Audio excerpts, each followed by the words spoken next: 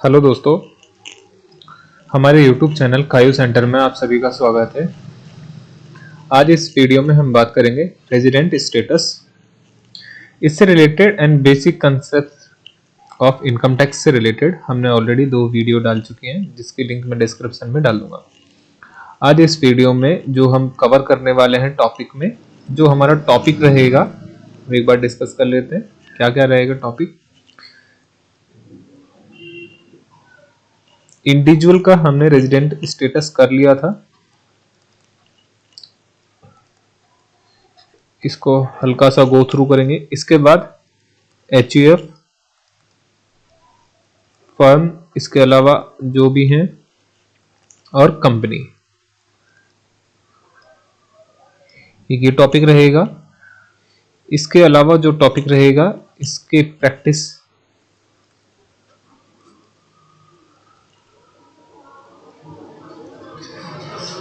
Theory वाले and practical question, साथ में इनकम, क्योंकि इनकम टैक्स चैप्टर की बात हो और अगर इनकम और टैक्स की बात ना हो तो ठीक नहीं रहता। तो एक इनकम की बात करेंगे। ये टॉपिक हमारे जो इस वीडियो में कवर करने वाले हैं। चलिए स्टार्ट करते हैं।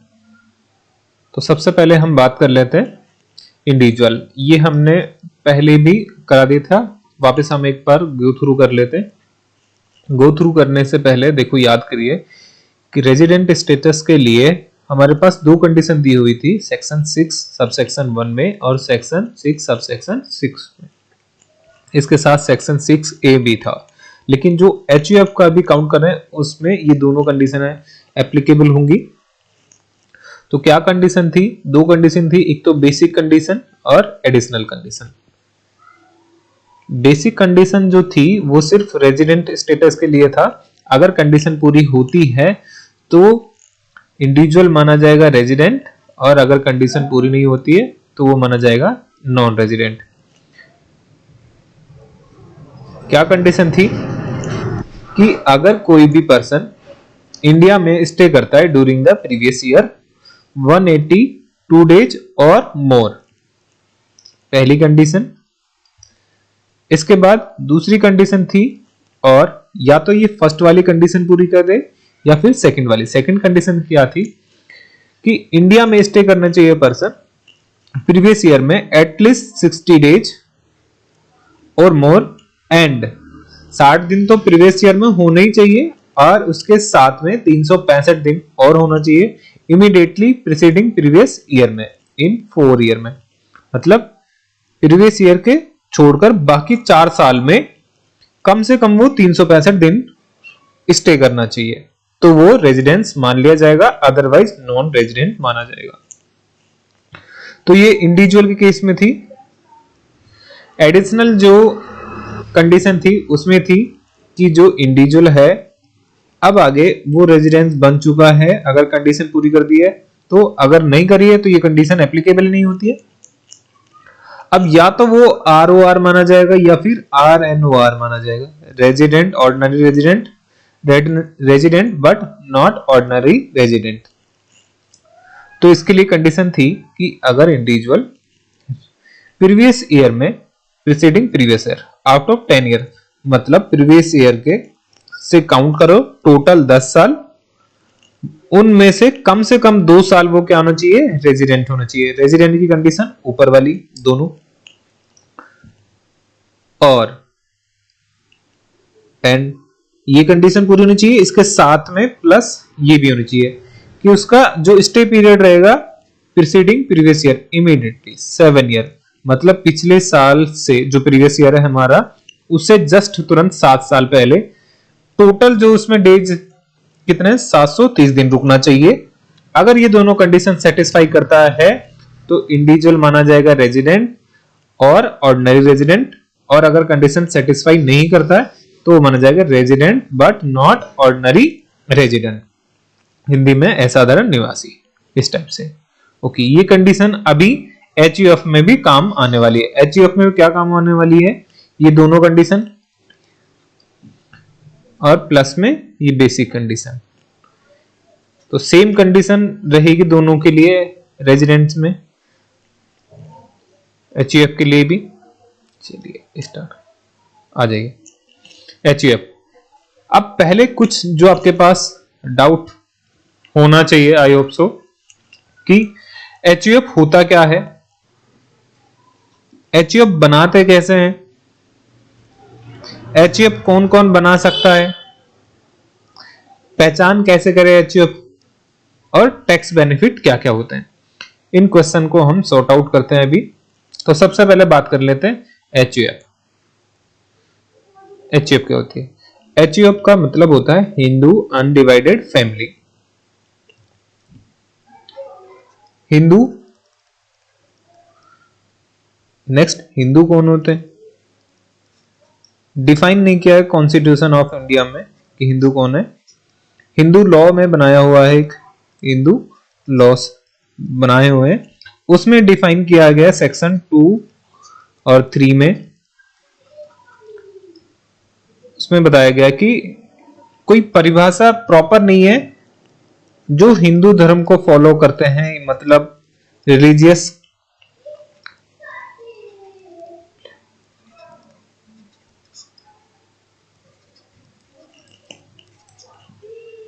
और इसके अनुसार अपना जन्म से लेके मृत्यु तक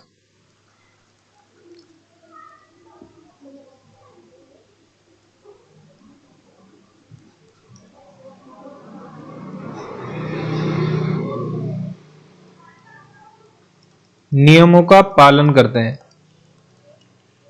तो वो हिंदू मान लिया जाएगा।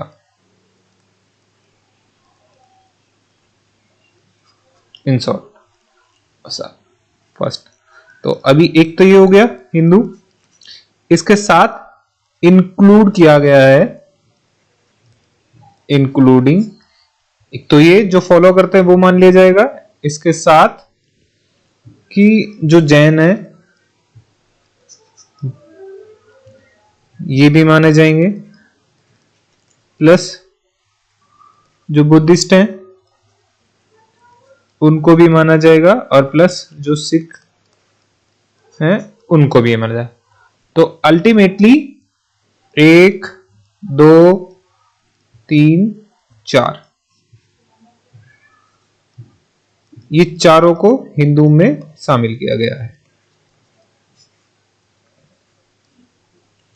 I hope so. तो अब आपको क्लियर हो गया कि हिंदू कौन है। नेक्स्ट क्वेश्चन आता है, एचयूएफ का समझ में आ गया कि Hindu undivided family. Okay, next है how to create HUF. HUF कैसे बना सकते हैं?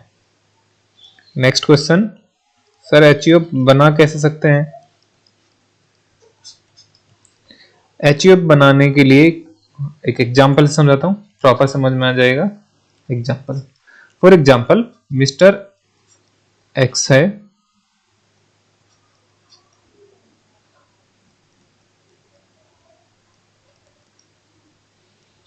एंड मिस वाई है।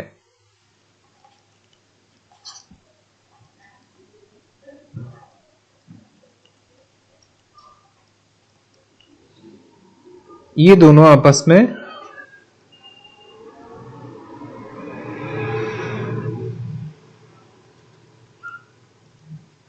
शादी कर लेते हैं तो एचयूएफ बन जाता है, लेकिन यूज टू नहीं होता है। यूज करने के लिए क्या होना चाहिए? आपको जस्ट पैन कार्ड अप्लाई करना होता है।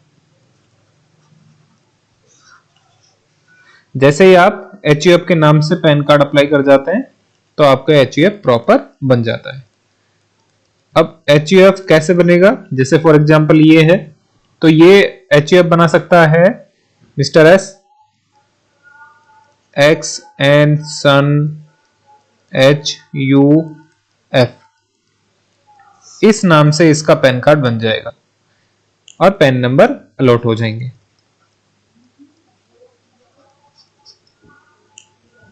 तो एचयूएफ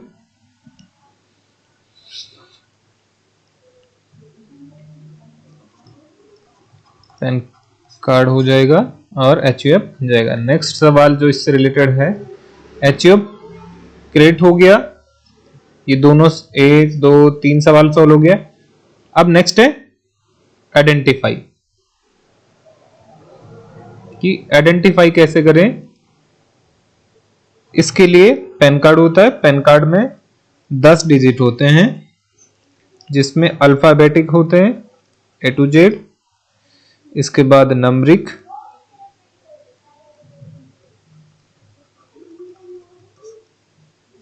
और इसके साथ A to Z। इस टाइप से कॉम्बिनेशन बना होता है। 5 ये होते हैं, 4 ये होते हैं और 1 ये होता है। अब जो शुरू के 5 लेटर होते हैं A to Z, इनमें से 4th लेटर जो रहेगा वो H होगा, तो वो HUF के नाम से है। For example A B C H Z 1 2 3 5 N, इस टाइप का ये हो गया पैन नंबर अलॉट, और ये पैन कार्ड में शो हो जाएगा। तो ये किसका है, ये 4th लेटर हो गया। अगर ये H है तो क्या बन जाएगा, HUF। इससे हम पहचान सकते हैं कि ये पैन कार्ड जो है HUF का है और ये फर्म है जो HUF के नाम से बनाई गई है। अगर ये P होता तो क्या होता, अगर ये P है तो ये इंडिविजुअल का है। इंडिविजुअल में हम बता चुके हैं कि इंडिविजुअल में कौन कौन आता है, मेल फीमेल एंड ट्रांसजेंडर। चलिए नेक्स्ट, अभी HUF से related I hope so concept clear हो गया होगा आपका कि कब बनाते हैं, कैसे बनता है और कैसे पहचान करते हैं। अब बात करते हैं कि HUF काम कैसे करता है। HUF में एक मेजर पर्सन होता है जिसको हम कर्ता के नाम से जानते हैं, कर्ता। ये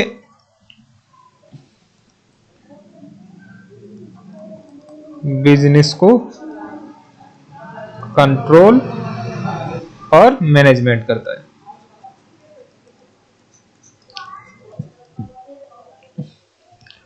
और जो बाकी मेंबर होते हैं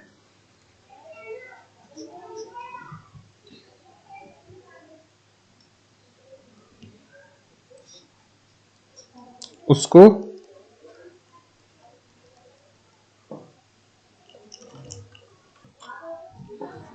को-पार्टनर, ये मेंबर होते हैं। इसमें बेसिक डिफरेंस जो होता है, को-पार्टनर पार्टीशन की डिमांड कर सकते हैं और मेंबर के पास ये राइट नहीं होता है। ये एक सिंपल सा डिफरेंस है इसमें। दूसरा, इससे रिलेटेड एक क्वेश्चन मैं बताना चाहूंगा कि इसमें जो कर्ता बनता है वो मेल ही बनता है, लेकिन एक सुप्रीम कोर्ट का जजमेंट आ गया था उसके बाद, और हिंदू लॉ में चेंजेस के बाद 2016 आई थिंक जो जजमेंट आया था, उसके बाद से फीमेल भी कर्ता बन सकती है। इससे पहले मेल ही कर्ता बनते थे, लेकिन इसमें एक कंडीशन है कि वो एल्डेस्ट होने चाहिए, एल्डेस्ट मेंबर होना चाहिए फैमिली में, तो ही बन सकती है। चलिए, तो अभी आप जो इसका ओवरव्यू है वो आप समझ गए होंगे कि HUF होता क्या है, दूसरे इसके मेंबर जिनको हम को-पार्टनर भी बोलते हैं, और जो इसको मैनेज करता है वो कौन होता है, कर्ता। चलिए, अब बात करते हैं कि हम रेजिडेंट स्टेटस की बात कर रहे थे। रेजिडेंट स्टेटस, अगर कर्ता कंडीशन सेटिस्फाई कर देता है सेक्शन 6 सबसेक्शन 1 की, जो पहले मेंशन कर रखी थी वो वाली कंडीशन अगर सेटिस्फाई कर देता है, इसमें कंडीशन थी ना बेसिक की, 2 कंडीशन थी ऐसे वाली सेम। तो कंडीशन एक बार हम नोट डाउन कर देते हैं कि कर्ता अगर बेसिक कंडीशन पूरी करता है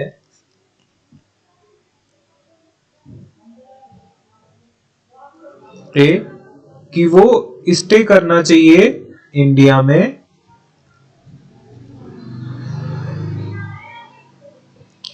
ड्यूरिंग द प्रीवियस ईयर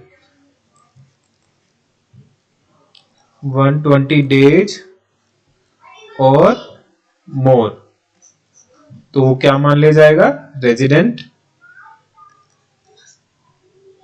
और अगर ये वाली कंडीशन पूरा नहीं कर पाता है तो अथवा में दूसरी कंडीशन पूरी कर सकता है, बी, कि स्टे पीरियड होना चाहिए उसका इंडिया में at least 60 days in previous year and 365 days in 4 preceding previous year immediately। ये मैं हाईलाइट कर देता हूं जिससे याद रहेगा आपको, immediately preceding previous year।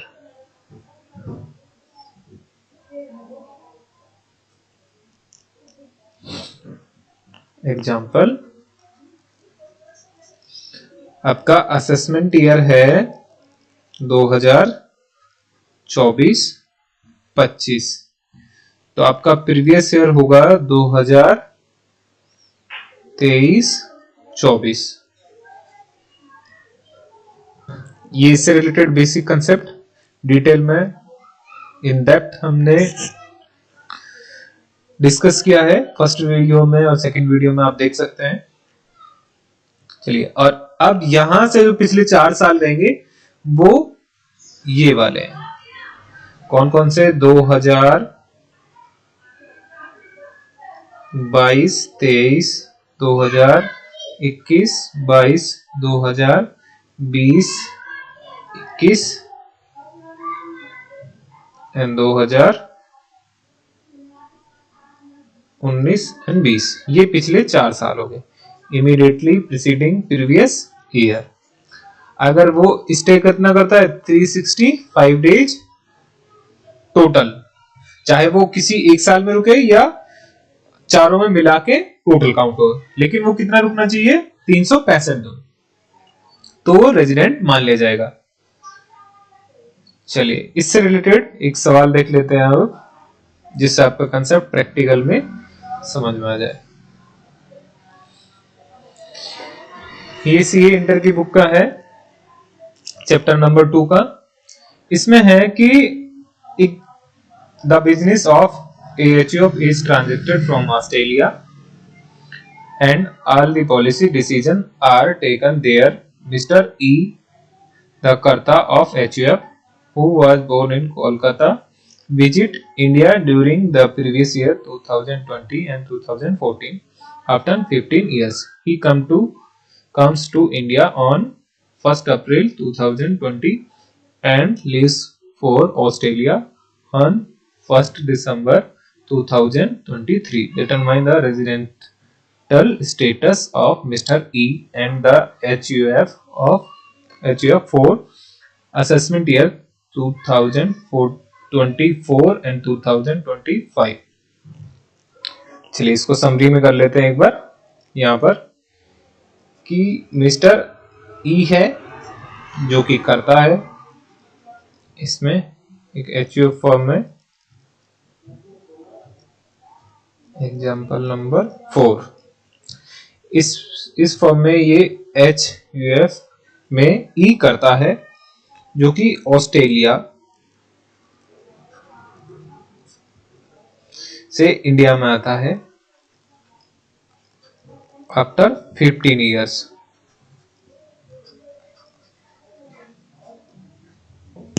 ठीक है, कब आया था इंडिया में आने की डेट,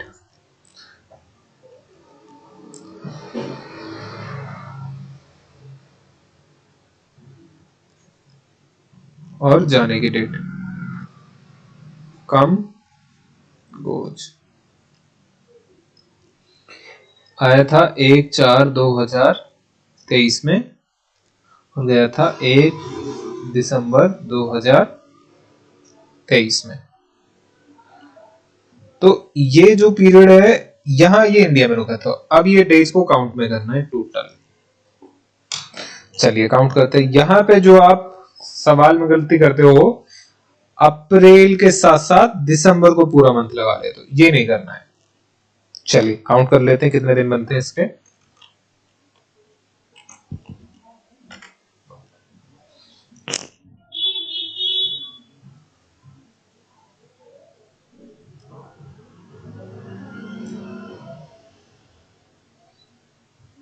देखिए मैं पहले लिख देता हूं, आपको ज्यादा बेस्ट रहेगा।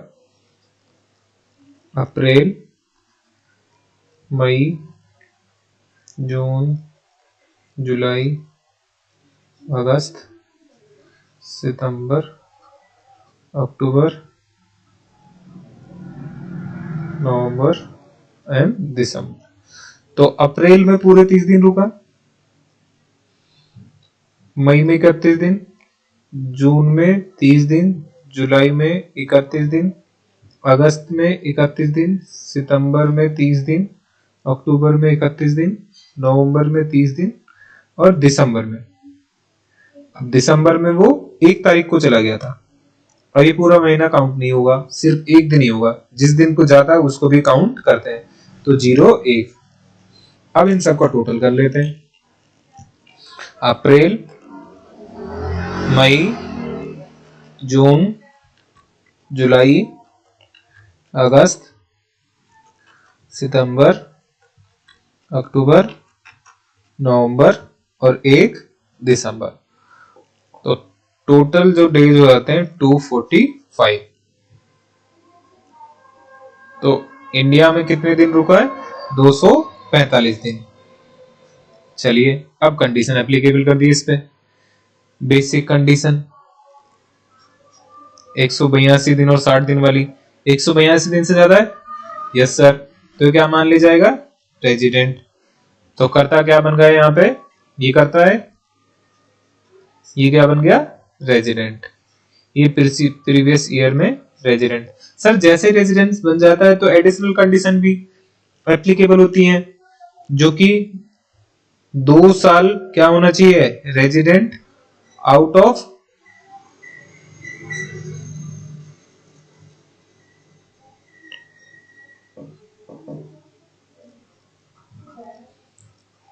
10 ईयर में, प्लस में 730 दिन होना चाहिए इमीडिएटली प्रीसीडिंग प्रीवियस ईयर के 7 साल। तो देखिए कंडीशन पूरी करता है कि नहीं करता। आ जाए, यहां लिख रखा है कि आफ्टर 15 ईयर्स ही कम, मतलब वो आया कितने साल बाद है? 15 साल बाद। तो सर ये वाली कंडीशन पूरी नहीं होती है दोनों में।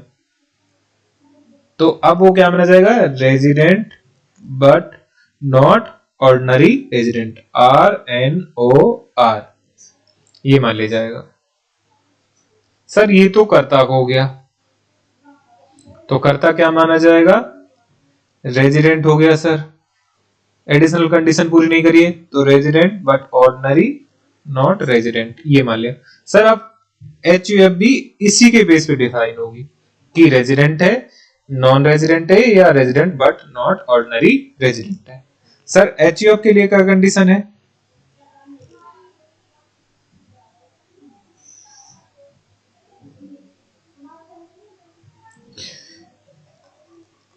HUF के लिए कंडीशन है कि अगर बिजनेस का कंट्रोल या मैनेजमेंट या जो भी अफेयर्स होते हैं HUF से रिलेटेड, अगर उसका कनेक्शन इंडिया से है, पार्टली और ओनली।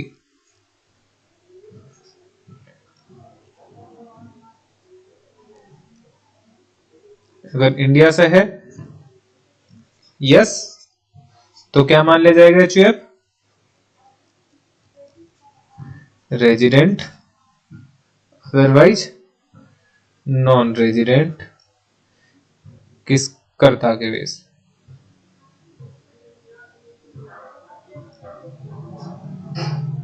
और एचयूएफ क्या क्या हो सकती है सर? रेजिडेंट भी हो सकती है, नॉन रेजिडेंस भी हो सकती है, resident but not ordinary resident, तीनों बन सकती है, जैसे कि इंडिविजुअल। चलिए इस केस में क्या है सर? देखो कर्ता तो बन चुका है रेजिडेंट, और resident but not ordinary resident. Sir HUF कब मानी जाएगी?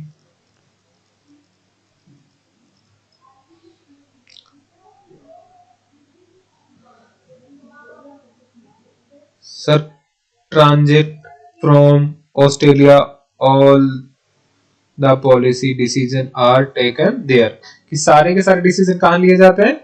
ऑस्ट्रेलिया में ही। तो ये क्या मान ली जाएगी सर? होली सारे के सारे क्या है? Outside India. तो ये क्या मान ली जाएगी? Resident but not ordinary resident. Sir लेकिन ये तो रेजिडेंट का स्टेटस है।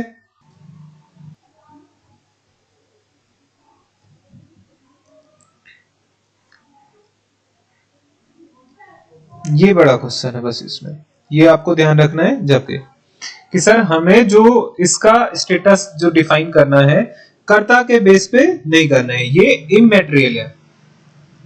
कि यहां एचयूएफ का जो डिसीजन होगा वो किस पे होगा सर? कंट्रोल एंड मैनेजमेंट के बेस पे। ये कहां पर है?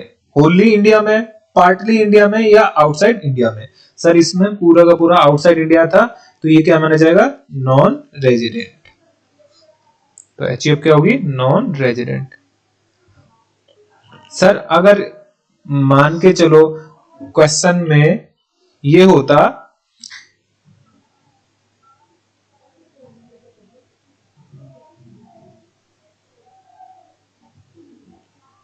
यहां पर कि जो ट्रांजेक्टेड है फ्रॉम ऑस्ट्रेलिया एंड इंडिया के कोई सी भी शहर से होता, तो ये रेजिडेंट मान ली जाती और स्टेटस कर्ता के हिसाब से डिफाइन कर देते हम।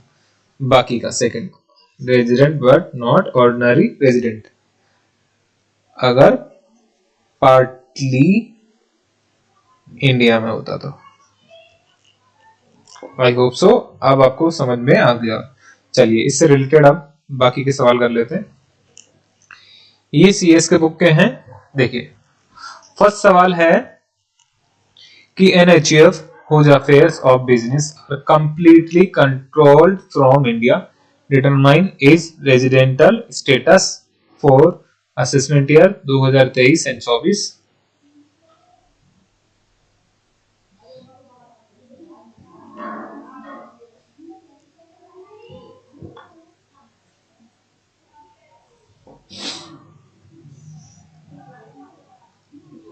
सर एक एचयूएफ है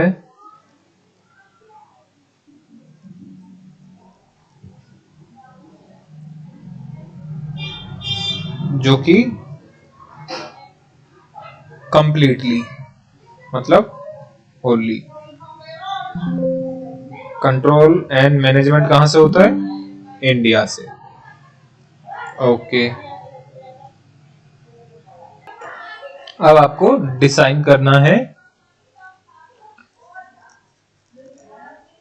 रेजिडेंट स्टेटस फर्म का फॉर असेसमेंट ईयर 2024 एंड 25। 23-24 हो, इसमें कोई चेंज नहीं होगा अभी तक। जब चेंज होगा आगे बता दिया जाएगा, अभी तक सेम है। तो इसके लिए हमें डिफाइन करना है कि एचयूएफ हमारी बताएं कि रेजिडेंट है, नॉन रेजिडेंट है, या फिर resident but not ordinary resident है। कि आर है, एनआर है, या फिर आर एन ओ आर है। आप बताएं इस पे।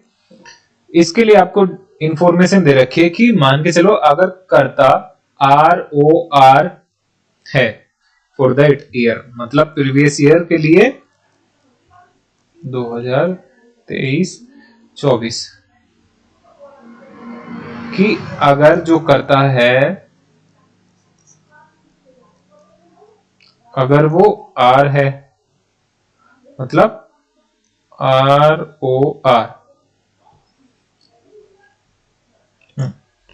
अगर करता एनआर है लेकिन सेटिस्फाइड करता है एडिशनल कंडीशन, एडिशनल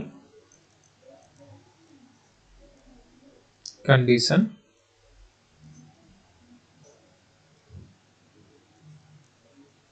यस और no,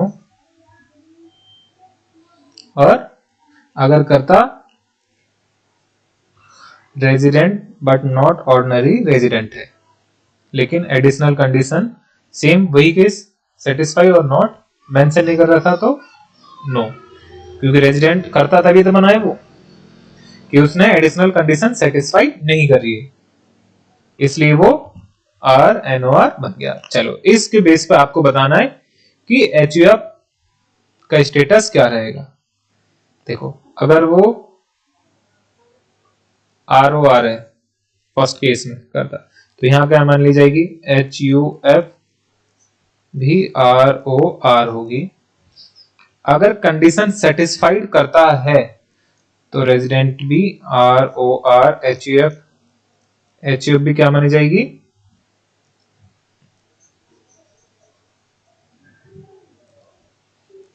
H U F, H U F क्या मान जाएगी, आर ओ आर। मैटर नहीं करता है करता रेजिडेंट है या नॉन रेजिडेंट है, एडिशनल कंडीशन जरूरी है, ये सेटिस्फाइड होनी चाहिए कर्ता के द्वारा।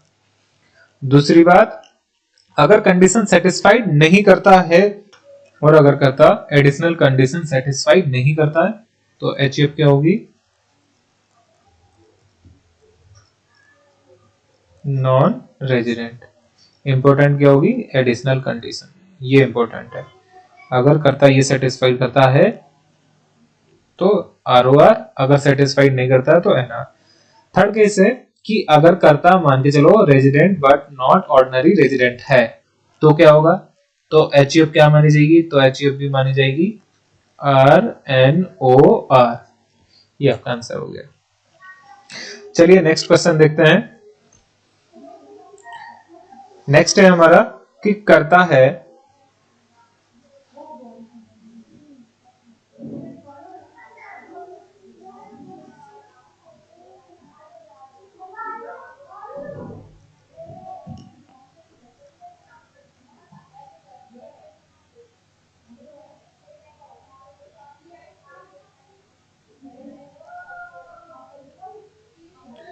एन एच एफ इंडिया में आता है every year a minimum period of 60 days and maximum 90 days.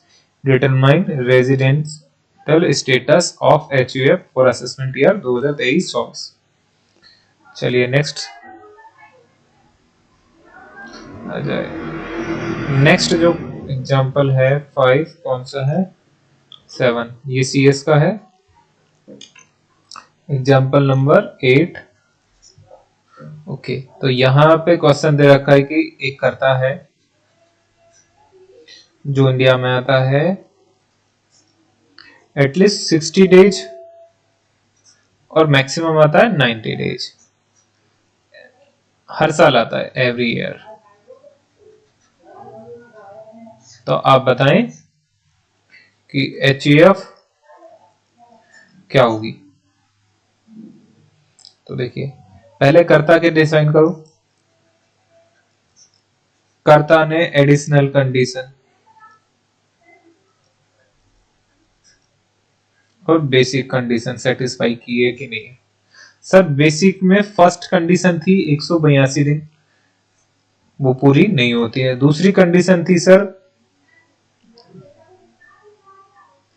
60 days plus 365 days for preceding previous year immediately. तो सर देखो 60 दिन तो वो रहता है, ये कंडीशन पूरी। अब देखना है कि वो 365 दिन रहता है या नहीं रहता है।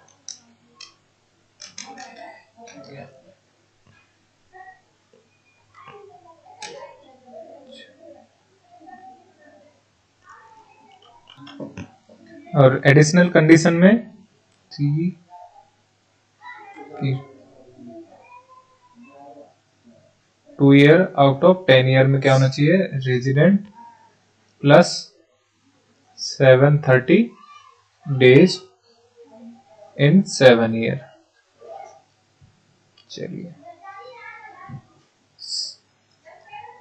तो सर 91 दिन रुकता है, 7 साल गुना कर दो, 91 इंटू 7 637। तो टोटल सर एडिशनल कंडीशन में 730 दिन होते हैं। तो कर्ता ने एडिशनल कंडीशन पूरी करी है, नो। तो सर एचयूएफ क्या मानी जाएगी। अभी हमने बोला था सर कर्ता का मैटर नहीं करता है, कर्ता रेजिडेंट है या नॉन रेजिडेंट है, कंट्रोलर मैनेजमेंट को डिफाइन करता है, और एडिशनल कंडीशन सेटिस्फाई करी है या नहीं। सर कर्ता ने एडिशनल कंडीशन सेटिस्फाई नहीं करी है, तो कर्ता आर एन ओ आर, तो एचयूएफ भी क्या बन जाएगी, R N O are.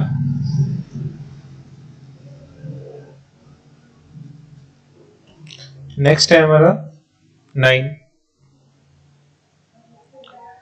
Hindu undivided family is being managed partly from Mumbai and partly from Japan. The Karta of HUF is a foreign citizen and comes to visit in India every year since 1980 in the month of April for 105 days. 105 days. Determine residential status of HUF assessment year 2023 and 2024. अब यहां आपको ये important कर ले सवाल,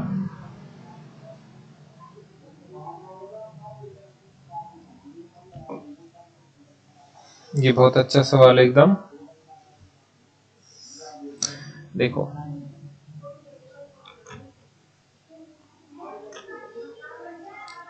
पहले HUF का निकालना है हमें। सर एचयूएफ जो बिजनेस कंट्रोल कर रही है वो पार्टली तो इंडिया से कर रही है और पार्टली जापान से कर रही है। ओके, दूसरी बात है कर्ता।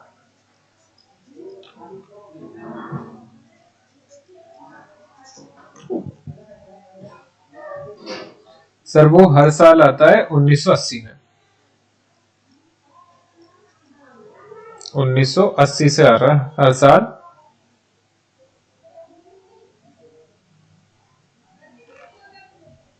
अप्रैल में, और स्टे पीरियड रहता है उसका 105। तब आप बताएं कि एचएफ रेजिडेंट है, नॉन रेजिडेंट है, या resident but not ordinary resident है। तो सर देखो एडिशनल कंडीशन देखनी है हमें, 105 इंटू 7, 105 इंटू 7 तो आता है 735। सर एडिशनल कंडीशन पूरी होती है 730 दिन से ज्यादा है। इसमें दूसरी कंडीशन थी कि 2 ईयर वो क्या रहना चाहिए, रेजिडेंट आउट ऑफ 10, 2/10। ओके, तो सर ये कंडीशन पूरी होती है, तो एच यू एफ क्या मानी जाएगी, एच यू एफ बराबर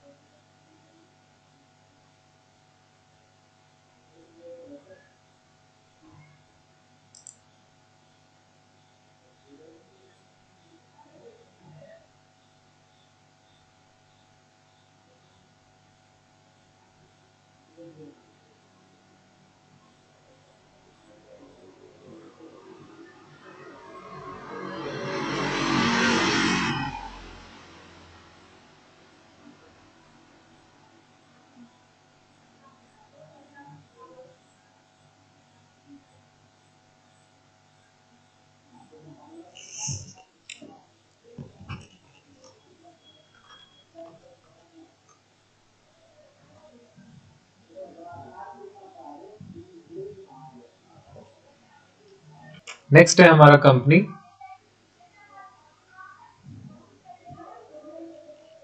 सिंपल।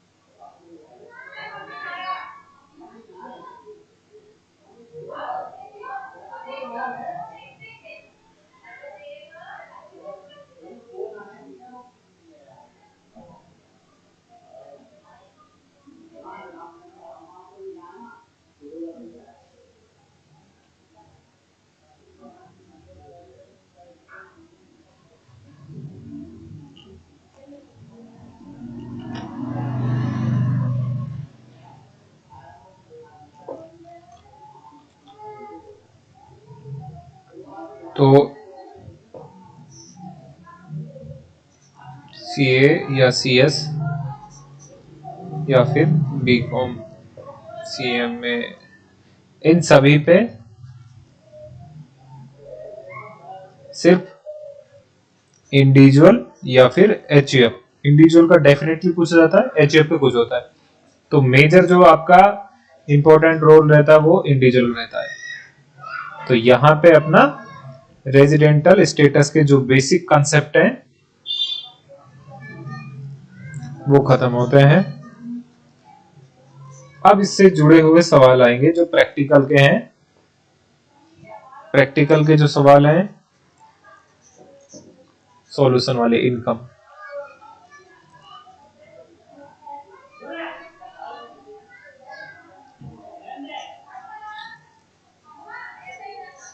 इनकम ये देखना है। तो अभी अपन लेते हैं एक छोटा सा ब्रेक।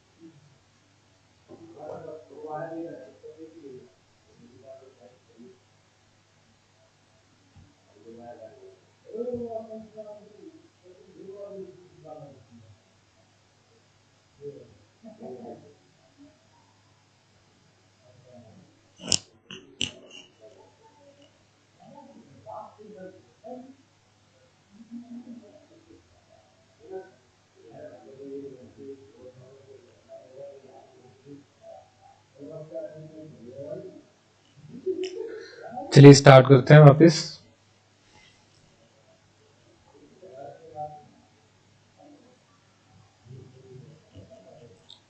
अब इनकम टैक्स लगाने से पहले हम इनकम को समझ लेते हैं। ओके, तो इनकम होती है जनरली दो प्रकार की, एक तो होती है लीगल इनकम और अनदर होती है इलीगल इनकम। इलीगल इनकम क्या होती है? इलीगल इनकम वो होती है जो कि इलीगल एक्टिविटी से कमाई गई हो, या फिर जिस इनकम का आपके पास प्रूफ अवेलेबल नहीं हो। इन शॉर्ट, हमें से 2 नंबर की इनकम आपने सुना होगा कि 2 नंबर की इनकम क्या होती है, वो इस टाइप की होती है, इलीगल इनकम।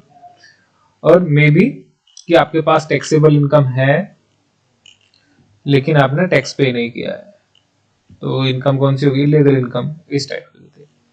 चलिए नेक्स्ट हमारा पास है कि legal income. Sir legal income क्या होती है? लीगल इनकम वो जिसपे आपको टैक्स पे करना है और आपने टैक्स पे कर दिया है, दैट्स कॉल्ड लीगल इनकम। अब चाहे आप कहीं टैक्स के बाद कहीं भी खर्च करें, कोई प्रॉब्लम नहीं है। अब बात करते हैं कि लीगल इनकम पे टैक्स देना है, यस। इलीगल इनकम पे भी टैक्स देना है, हाँ। टैक्स तो आपको दोनों इनकम पे देना है। लीगल इनकम पे टैक्स देना है जो एज पर जो रेट डिफाइन कर रखे उनके हिसाब से देना है। इलीगल इनकम के हिसाब से हाई रेट के हिसाब से टैक्स देना है और मे बी अदर कॉन्सिक्वेंस भी झेलने पड़ेंगे। तो इनकम के जो सोर्स होते हैं वो अनलिमिटेड सोर्स होते हैं। सोर्स कितने हैं? अनलिमिटेड। आप किसी भी एक्टिविटी से कमा सकते हैं, मे बी टीचिंग सो आप अपनी सैलरी कमा रहे हैं, या कोई बिजनेस कर रहे हैं, कमीशन प्राप्त कर रहे हैं, एक्सेट्रा, इस टाइप से। अब लेकिन जो ये इनकम है, इनको क्लासिफाई कर रखा है इनकम टैक्स में 5 हेड में। जो 5 हेड हैं वो इस प्रकार हैं: सैलरी, हाउस प्रॉपर्टी, बिजनेस और प्रोफेशन से इनकम, कैपिटल गेन और अदर सोर्स। अब इसी में एक जो मेजर हेड होता है एग्रीकल्चर इनकम। एग्रीकल्चर इनकम को डिफाइन नहीं कर रखा है इस एक्ट में, लेकिन हम थोड़ा सा डिस्कस कर लेते हैं कि क्या क्या होते हैं।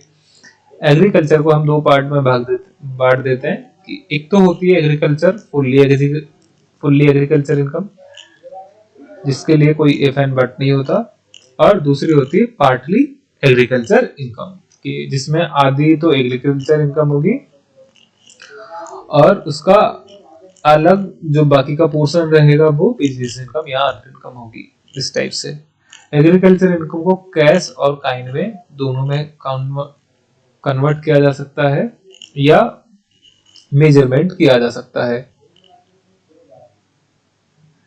नेक्स्ट, एग्रीकल्चर इनकम का मतलब हम मान सकते हैं कि जो कि कल्टीवेशन ऑफ फील्ड से कमाई गई हो, उससे आती हो, या फिर रेंट से आई हो। हमने एक हमारे पास सिचुएटेड इन इंडिया लैंड है जो कि इंडिया में सिचुएटेड है और उसको यूज करने के लिए दिया है एग्रीकल्चर पर्पस के लिए,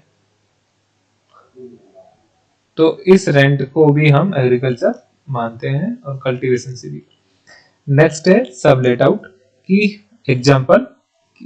मिस्टर ए है जिसने अपनी लैंड है जो कि इंडिया में सिचुएटेड है, इसने बी को रेंट पे दे दिया और बी ने एक्स को दे दिया रेंट पर, तो इससे जो किराया प्राप्त हो रहा वो भी एग्रीकल्चर इनकम मानी जाती है। नेक्स्ट है एग्रीकल्चर का मीनिंग्स क्या होता है। Tilling of lands, sowing of seeds and similar operation, की जुताई बुआई, बीज की बुआई करना, खेत की जुताई करना, एक्सेट्रा, और इस टाइप से ये इन ऑपरेशन को हम एग्रीकल्चर मान लेते हैं। एग्रीकल्चर ऑपरेशन को हम दो पार्ट में बांट सकते हैं अगेन, एक बेसिक ऑपरेशन और दूसरा है सब्सिक्वेंट ऑपरेशन। बेसिक ऑपरेशन का मतलब जो एब्सोल्युटली नेसेसरी, जो एग्रीकल्चर के लिए बिल्कुल जरूरी होते हैं, वो बेसिक ऑपरेशन होते हैं, जैसे कि जुताई, बीज बोवाई एक्सेट्रा। कि एक खेत है, पहले उसकी हल चला के जुताई करवा दी और उसके बाद फिर बीज डाल दिया और पानी डाल दिया, इस टाइप से, ये बेसिक ऑपरेशन है और फसल तैयार हो जाती है इस टाइप से। सब्सिक्वेंट ऑपरेशन जो कि बीज बुवाई के बाद किए जाते हैं, जैसे कि एक बार बीज लगाया और उसमें हल्की हल्की सी अंकुरित होने लगते हैं और उसके बाद जो करे, फॉर एग्जांपल हम गेहूं की फसल ले लेते हैं, गेहूं, वीट। तो सबसे पहले गेहूं के बीज गेहूं डाल लिया जाता है और या फिर चावल लेते हैं इस टाइप से, और उसको डाल के उसमें जब हल निकालते हैं उसके बाद फिर उसमें आसपास घास उग जाती है, उसको कटाई हो जाती है, खुदाई एक्सेट्रा। ये सारे काम कौन से सब्सिक्वेंट ऑपरेशन में आते हैं। यहाँ एक ध्यान रखने की बात है कि other than land use like about, इनके अलावा जो कोई यूज की जाती है उनको एग्रीकल्चर इनकम नहीं शामिल किया जाएगा। जैसे कि ये डेयरी फार्मिंग है, ब्रीडिंग है, रियरिंग ऑफ लाइव स्टॉक है, बटर या चीज मेकिंग है, या फिर पोल्ट्री फार्म है, ये सबको एग्रीकल्चर इनकम में शामिल नहीं किया जाता है। लेकिन नर्सरी को एग्रीकल्चर इनकम में पार्ट माना जाता है। सैपलिंग है या फिर सीडलिंग है, छोटे छोटे पौधों को बेचना नर्सरी में, या फिर कोई अंकुरित पौधा है उसको बेचने से जो इनकम होगी वो नर्सरी के लिए एग्रीकल्चर इनकम होगी, जो नर्सरी का काम करता है। नेक्स्ट, अब दूसरा पॉइंट है हमारे पास part 3, agriculture and business income. तो इसको इनकम टैक्स में डिफाइन किया है rule number 7, 7A, 7B and 8 में। तो रूल नंबर 7 में कि ऐसा कोई भी फसल हो, एनी प्रोड्यूस ऑफ एग्रीकल्चर, जो कि रॉ मटेरियल के लिए यूज की जाती है, जिसको उगाकर या मैन्युफैक्चरिंग करने के लिए उसको रॉ मटेरियल यूज किया जाएगा। तो ऐसी इनकम को दो पार्ट में बांटा जाएगा, एक पार्टली एग्रीकल्चर और दूसरी बिजनेस इनकम में। यहाँ जो एग्रीकल्चर इनकम होगी, जो आपने रॉ मटेरियल यूज किया है एज ए रॉ मटेरियल, उसकी मार्केट में जो वैल्यू दे रखी है उसको, या फिर उसमें जो भी खर्चा लगा वहां, उसका टोटल अमाउंट को एग्रीकल्चर इनकम मान लिया जाता है। और उसके बाद जो आपने सेल आउट किया उसको मैन्युफैक्चरिंग करने के बाद उसका जो प्रॉफिट होगा वो आपकी बिजनेस इनकम मानी जाएगी।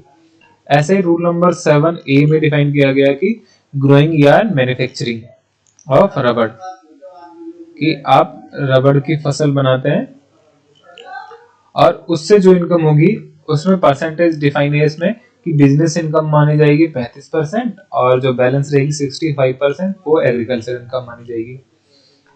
ऐसे ही रूल नंबर 7B में है कि growing and manufacturing of coffee, अगर आप कॉफी को ग्रोइंग एंड मैन्युफैक्चरिंग करते हैं तो आपकी जो इनकम होगी एग्रीकल्चर में वो 75% होगी और जो बिजनेस इनकम होगी वो आपकी 25% होगी। और यहीं अगर कॉफी को रोस्टेड किया जाता है कर्ड के साथ, रोस्टेड वर्ड ध्यान रखना, अगर ये रोस्टेड वर्ड आता है उसमें,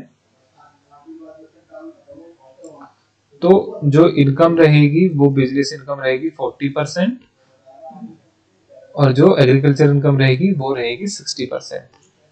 नेक्स्ट है रूल नंबर 8, यहां पर है टी, कि चाय की ग्रोइंग एंड मैन्युफैक्चरिंग की जाती है तो 40% मानी जाएगी बिजनेस इनकम एंड 60% मानी जाएगी एग्रीकल्चर इनकम।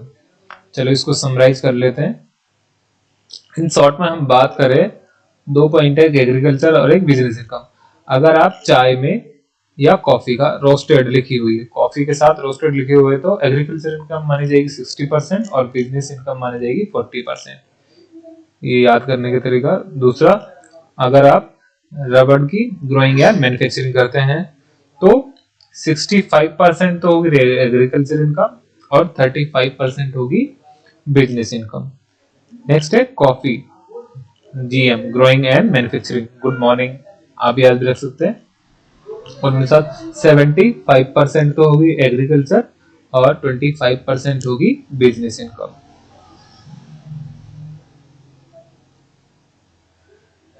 इसको हम डिस्कस करेंगे डिटेल में, एक चैप्टर आएगा other source head of income में, वहां इसको में डिस्कस करते हैं। चलिए अब कंसेप्ट पे आते हैं। अब बात करते हैं सर इनकम तो हमने समझ ली, अब बात है टैक्स लगाने कि टैक्स कब लगेगा। जब आप इनकम रिसीव होगी इंडिया में, अक्रू होगी इंडिया में, या फिर अराइज होगी इंडिया में, या फिर रिसीव्ड मानी जाएगी इंडिया में, अक्रू मानी जाएगी इंडिया में, या फिर अराइज मानी गई होगी इंडिया में। तो अगर इंडिया में रिसीव है, अक्रू है, अराइज है या डीम्ड है, इन सबको मिला के अगर यस तो टैक्सेबल होगा सभी के लिए, अगर नो तो नॉन टैक्सेबल होगा। सर डीम्ड से मतलब अक्रू और arise deem to be India कब मानी जाएगी, जब बिजनेस कनेक्शन होगा इंडिया में, एनी प्रॉपर्टी होगी कोई भी इंडिया में, कोई असेट है या फिर सोर्स ऑफ इनकम है इंडिया से रिलेटेड, या फिर कोई ट्रांसफर ऑफ कैपिटल असेट है, इन सब एक्टिविटी से जो भी इनकम होगी उस इनकम को डीम टू बी अक्रू और अराइज इन इंडिया माना जाएगा, तो वो फिर टैक्सेबल होगी सभी के लिए। नेक्स्ट जो यहां पे है इनकम रिसीव्ड एंड अर्न, ये इंपॉर्टेंट टॉपिक है। अगर आउटसाइड इंडिया है, इनकम रिसीव भी आउटसाइड इंडिया है और अर्न भी आउटसाइड इंडिया है, लेकिन बिजनेस कंट्रोल इंडिया में होता है या फिर प्रोफेशन सेटअप है इंडिया में, तो टैक्सेबल होगी। अब टैक्सेबल किस किस के लिए होगी, टैक्सेबल होगी आरओआर के लिए और आरएनओआर के लिए, लेकिन एनआर के लिए टैक्सेबल नहीं होगी।